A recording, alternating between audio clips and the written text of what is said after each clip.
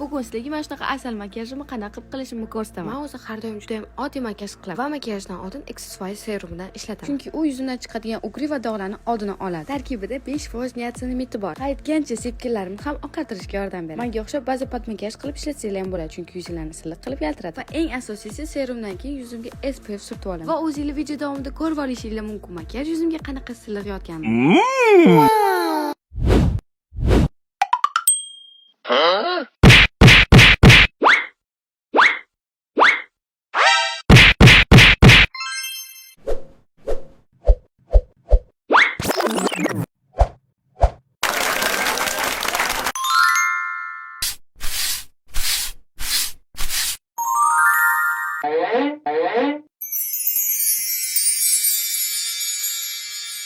Shuna qilib shirin makiyajni ham sizlar bilan birgalikda qilib bo'ldik. Kommentariyada makiyajim qanaqa chiqqanini yozib qoldiringlar.